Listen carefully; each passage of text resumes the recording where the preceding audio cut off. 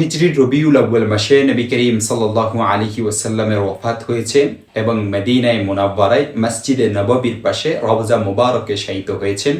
এটি দিবালোকের ন্যায় স্পষ্ট এবং বাস্তব কথা ও অসংখ্য মানুষের বর্ণনা বিভিন্ন শরঈ দলিল দ্বারাই প্রমাণিত।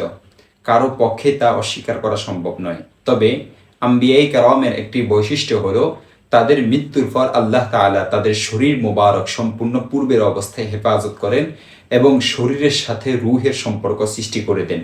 ফলে কবরের মধ্যে তারা এক প্রকার জীবন লাভ করে যা শহীদের জীবন থেকেও অধিক শক্তিশালী, কিন্তু এটা সম্পূর্ণ পার্থিব জীবনের মতো নয় এবং এর দ্বারাই দুনিয়াবি কোনো কাজকর্মের সঙ্গে তাদের কোনো সম্পর্ক সৃষ্টি হয় না।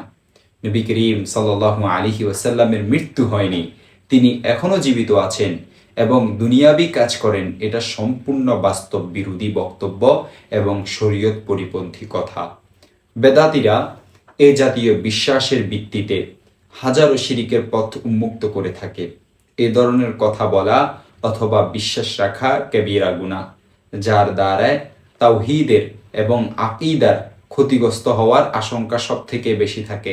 তাই উক্ত যে কথাগুলো যারা বলবে তাদেরকে এই কথাগুলো থেকে তওবা করা জরুরি এবং যারা শুনবে তারা বিশ্বাস করবে না। নবী করিম সাল্লাল্লাহু আলাইহি ওয়াসাল্লামের ওয়াফাত সংক্রান্ত দলিল সমূহ দেখতে পারেন সূরা জুমার 30 নং আয়াত, তাফসীরে কুরতুবী 15 নং খণ্ড 254 নং পৃষ্ঠা, সহিহ বুখারী 2 নং খণ্ড 639 নং পৃষ্ঠা।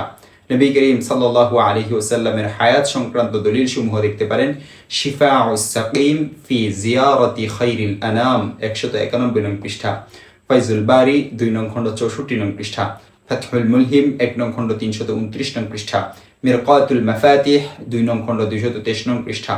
মৃত্যুবরণকারী দুনিয়াবি কাজ করতে পারে না, এই আকীদা সংক্রান্ত দলিল সমূহ দেখতে পারেন আল বাহরুর রাইক 2 নং খণ্ড 291 নং পৃষ্ঠা, মাজমাউ ফাতাওয়া ইবনে তাইমিয়া 1 নং খণ্ড 178 নং পৃষ্ঠা ও 11 নং খণ্ড 499 নং পৃষ্ঠা।